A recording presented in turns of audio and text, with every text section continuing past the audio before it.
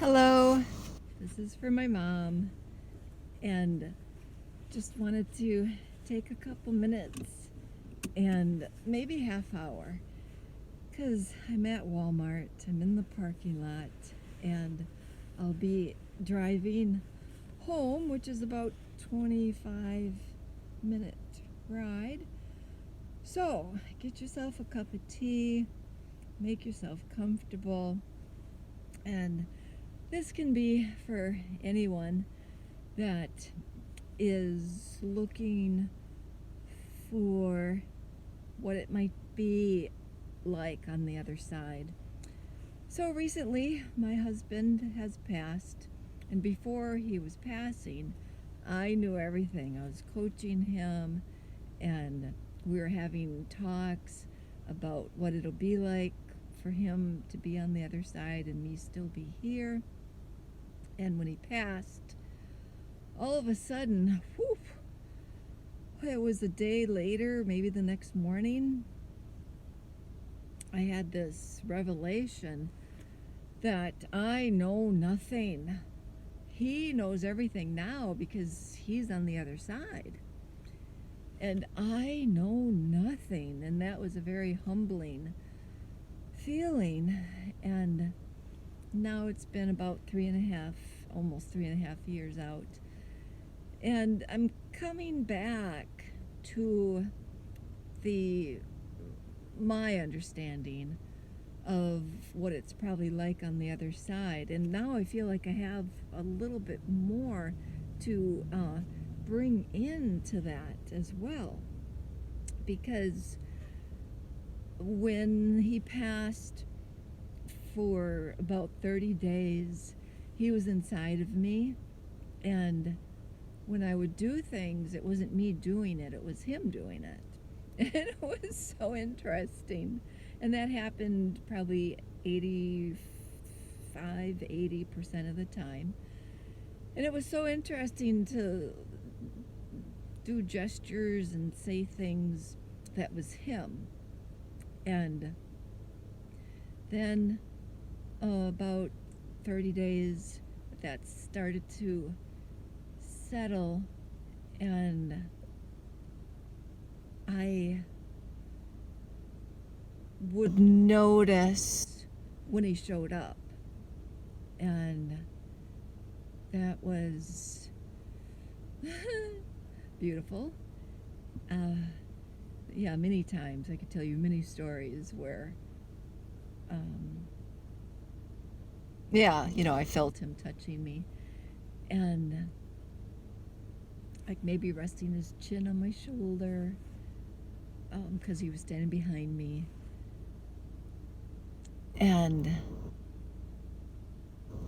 so I feel that he was with us for, oh boy, I don't know, maybe a year. And then it's like he went on to another realm, and maybe to take care of some of his personal things. But he was so available to so many people I talked to, like-minded people, and they were realizing that, he was showing up and helping them.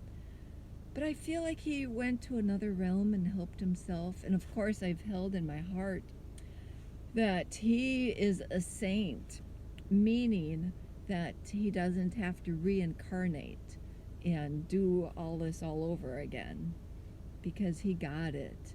And I think because he got it, he was able to get off the planet. And so then, as we live our life, and well, I guess I should head for home. And as we live our life, now that our loved ones are, probably still on the other side, and they probably show up when we ask them to. And of course, we can always always just hold their essence in our heart.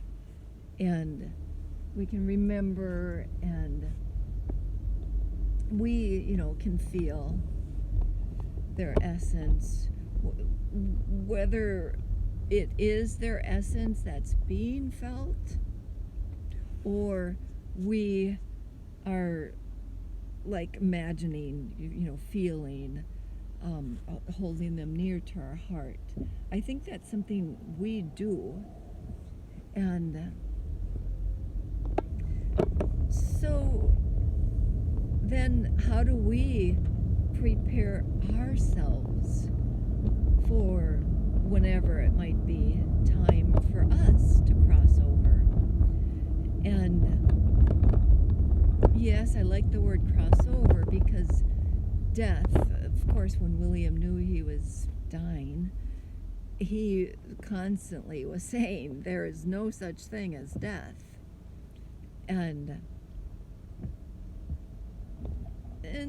that's a belief then, that we can choose to believe or not to believe that there's death or there's not death. So I choose to believe that there is not death. And when a physical body no longer can have a life form in it, the physical form then is lifeless. But what gave the physical form life continues forever. And how that continues forever, most of us don't really know. And I know 2, 3, 4 people that have shared with me they died, and then they've shared their experience with me, which has always been so beautiful. And I asked my stepdad, Jack, because he had one of those near-death experiences. And I hope you can hear me. I'm talking a little louder. Let's get this cruise control on. And when I talked to my stepdad about his experience, he said there was no experience. He didn't see anything. He didn't go anywhere. Whereas my other friends who are on this path of self-realization, they saw the other side. They saw the light. They felt their spirit leaving their body, and they were aware of their true essence, continuing on into the other realm. And my stepdad had no such sensations, and he's not striving to become enlightened in this lifetime. And it might just be a belief again, where if we are not trying to connect with our essence, so that when it leaves our body, we can still be connected with our essence. And I am not talking about our thoughts. I am not talking about how we think. Oh my God. If we cross over with our thoughts, that would be murder. That would be that would be hell. Hell. And so often we say hell on earth. Yeah, it's hell on earth because we think that we are our thoughts. We think that's what we are, is our thinking. And I'm sorry, but if people think that their thinking is the essence of, then they probably don't believe in a spirit that will continue to exist. And I'm trying to talk about this spirit that will continue to exist. So if we're trying in this lifetime to become aware of our true essence, then when that essence leaves the depleted, the dead body, we can be aware of that movement of the essence. Like some of my friends intimately shared with me their experience of what it was like before they were brought back to life. And without going into detail of their private sharings, I just want to say, because I listened to them, because I felt their story, then I have hope that when our physical form dies, we have this ability, if we want, we have a free will.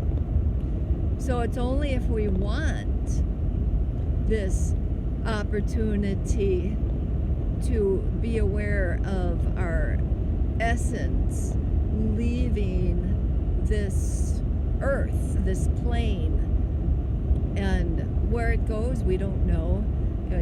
Some religions say that it goes up into the heavens.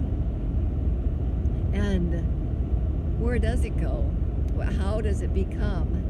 And I have some colleagues that, are able to actually see the presence of the deceased. And I myself, I'm able to sense. I'm not much of a visual when it comes to the senses. I'm more of a feeler. So inside of me, I can sense it. Because what are all the different ways that's called? Audibles. Oh, I forget all the spiritual words for this. And some people hear, some people see, some people touch. I think there's two more. And relationship to how psychics will communicate with those on the other side. And for me, it's always been a sense and a little bit of audio that sometimes I hear it. And we just watched, was that last night or the night before? A Beautiful Mind. So today is Monday, Saturday night we watched that. And in that movie, Russell Crowe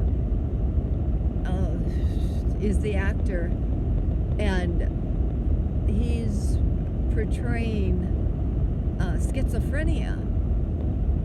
And you watch the movie and it's like, where did his schizophrenia start? And the logical mind would want to know. But now, in the spiritual, in the essence, and the true nature of our being, we don't need to know, because there's an all-knowing that brings peace without having to understand, because it's a deeper sense of a knowing without the knowledge. And in our realm, maybe in our society, most of us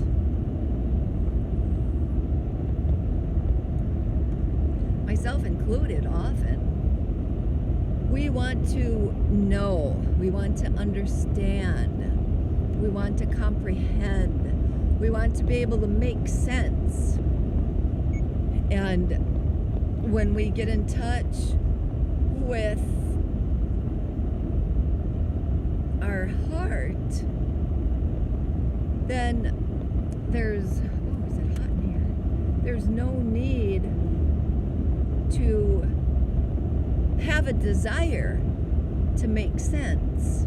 That need is null and void. So when we cross over, I think we might have a choice to hang out.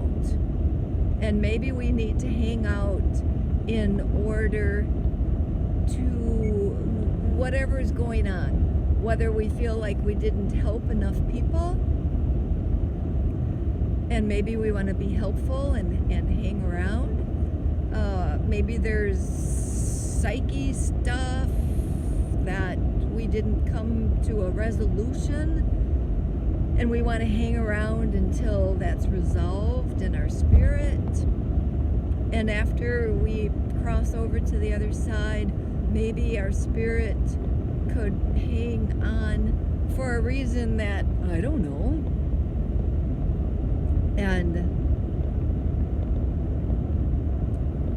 then we might have a choice to, when we've crossed over, when we've died and our spirit leaves our body. And so how many stories do you know? I know that my dad went into my brother, and I don't know how long, he stayed in my brother, but my brother might not be 100%, how do I say this? I'll just use the word aware.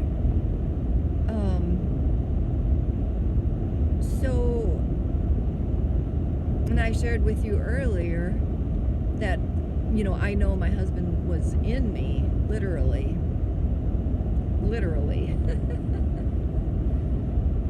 Okay, for a certain amount of time. And so I'm not sure what I'm trying to say here, because none of us knows what it's like on the other side. But when we're on the other side, we have an opportunity for those that are sensitive to communicate with them. Like, for instance, I have seen spirits, and I don't know who they are, but when you have your peripheral vision, like even when I'm driving right now, I can either just look down the road, and there's many other ways, you can take your eyes and scan them back and forth, or you can just open up your peripheral vision and you can see everything from way back here all the way around to, like, I can see my hand right about here. And when I've seen spirits, they're off in that peripheral, like, and then of course, it's like, you want to look and you want to see what's there. And with the seeing eyes, you can't see. Well, at least I can't. And like when I take a walk in the forest, and the elves and the angels and the fairies and the goddesses and all the spirit beings, if they're there, they're able to be seen by certain people that have a desire to see them and can take that opportunity to sink into their true essence. Because when we want to see the true essence of a spirit, an angel, whatever type of spirit being, fairy, if we want to see their essence, we need to use our essence to see their essence. And so sometimes if I see their essence in the corner of my eye, the ego, the mind, the thinking, oh, there's something there. and we look. Oh, well, there's nothing there. But yes, you saw it through the corner, through the peripheral vision. You saw it. It is there. But how do we know? Well, you're not. You're not going to know. Probably. I'm not speaking for everybody. I'm more or less speaking just for myself. But you can know that it was there. And I know, like with my late husband, my mom's sister, a couple other people who have recently passed, and they are showing up now when I need them. And sometimes I don't know when I need them, and it's just happens. And it's, oh, thank you. And now there's a lot of people, there's a lot of beliefs out there that, to me, not to downgrade or degrade, but to me, everybody's belief is honorable. Everybody needs to have their own belief. And I'm here to point a finger. So if you don't want a finger to be pointed at you, you better stop the video and go away.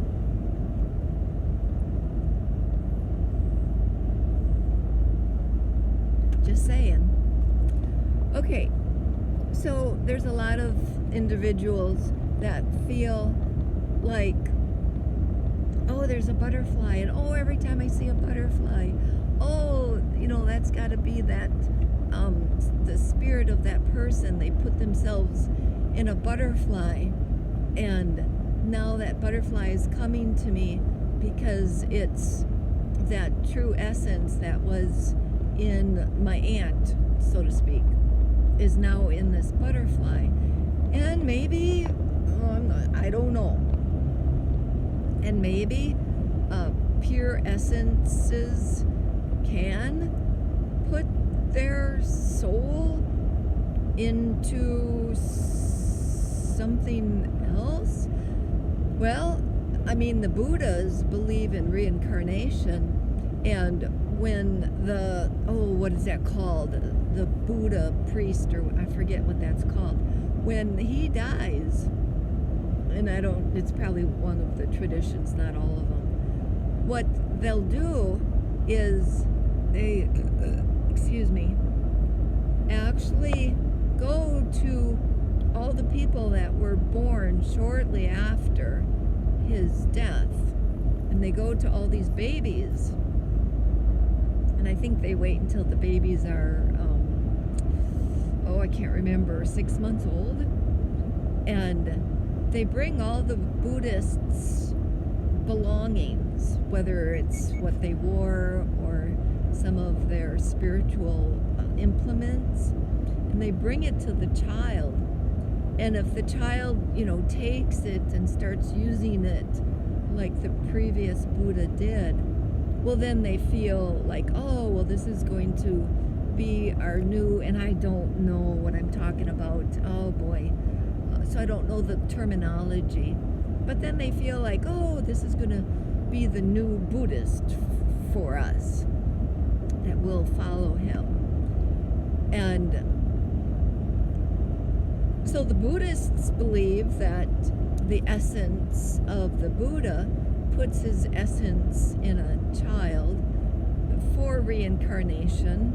So then that's their way of reincarnating, finding where the reincarnation went to, where that soul went to relive its life again.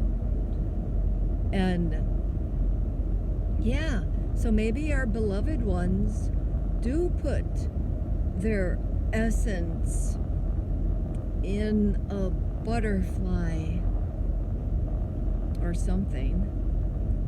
so that they can live again as a butterfly.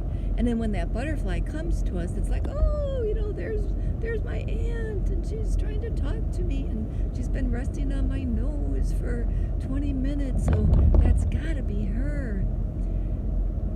Personally, I think that's us. Oh, she loved butterflies. She said she'd come back as a butterfly. And now I see this butterfly. And I think that's gives us an opportunity to reflect and remember and think about the person, as this butterfly keeps just staying on my nose.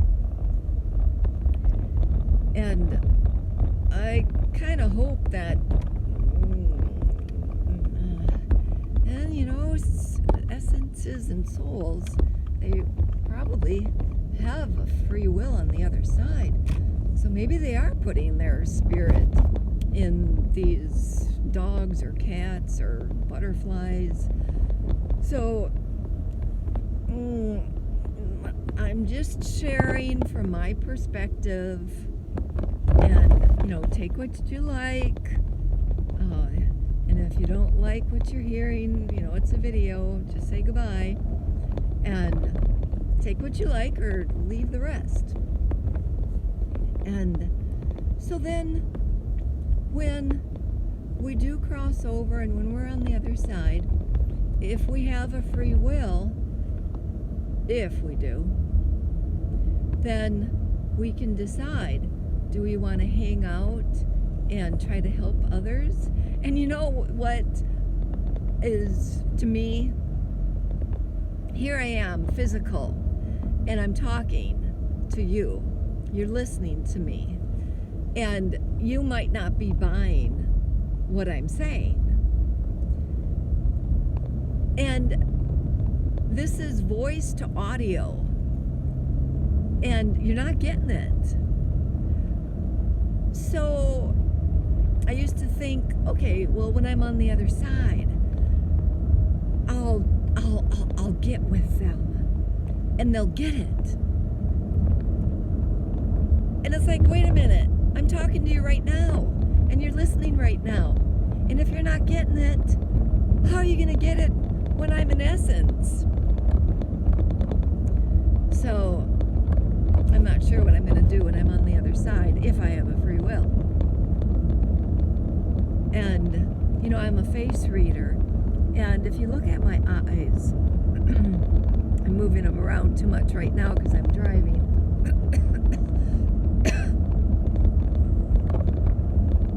But as a face reader, we look at the left side of the face as how we are internally, how we love ourselves.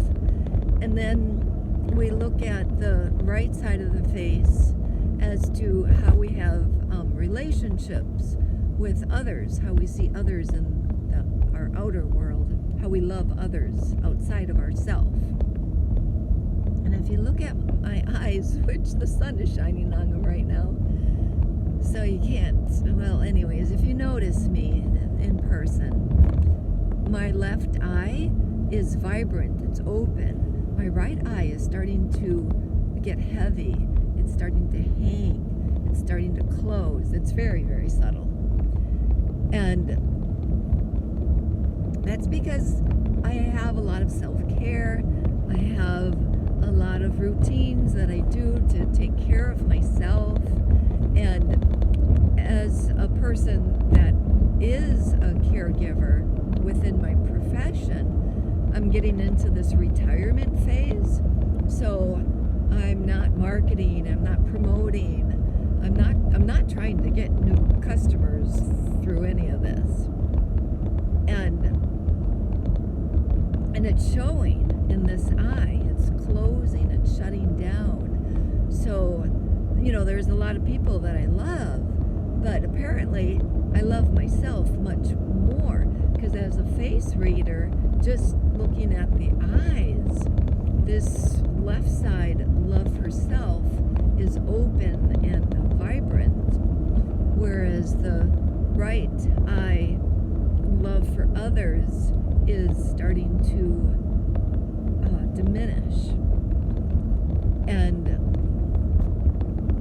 there's my proof as far as knowing that I'm spending quality time with myself. And yeah, I wish I would spend more quality time like this with others other than small talk.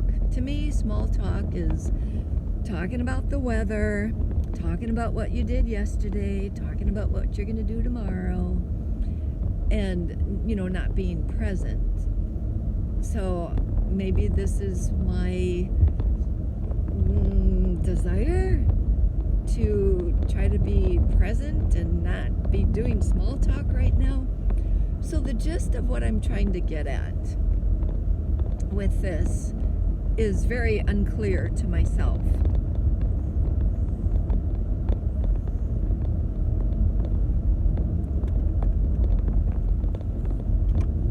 But if I want to try to have some clarity around why am I talking, why are you listening, is because when you cross over, when you die,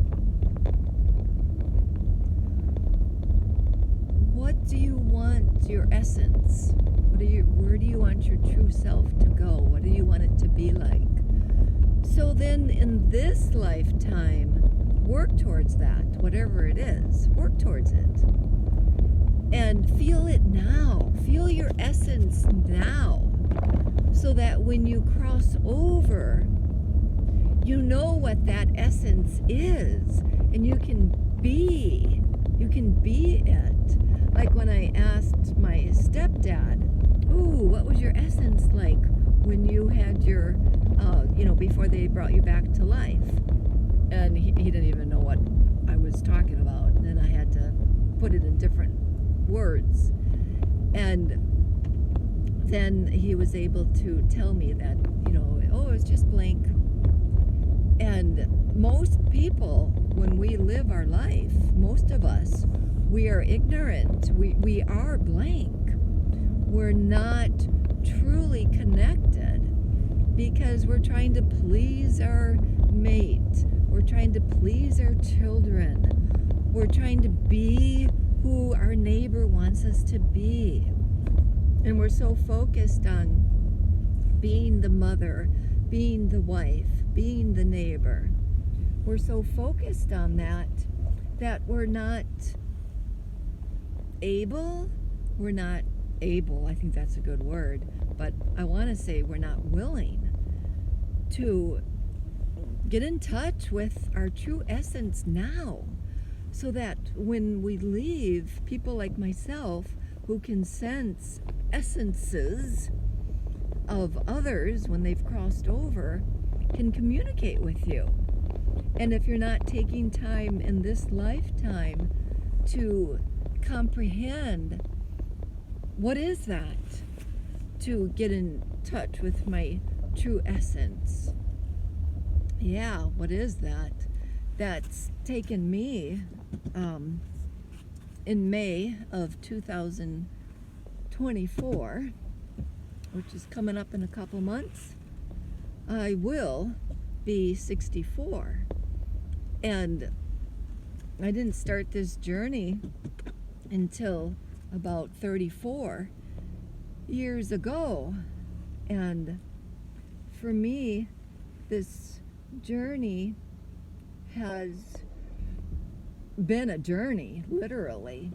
First of all, you get through all that emotional crap that, you are stuck with just because of how we have reacted to others as we were growing up.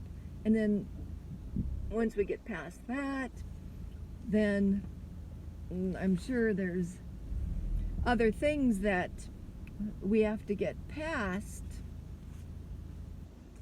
until we can become aware of, don't want to hit that tree.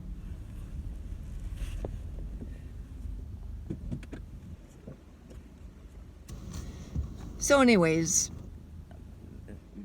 how do you become aware of your own true essence? And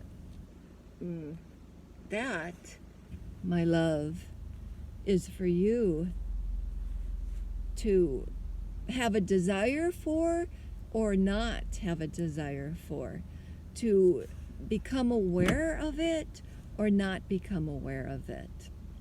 So that's your choice.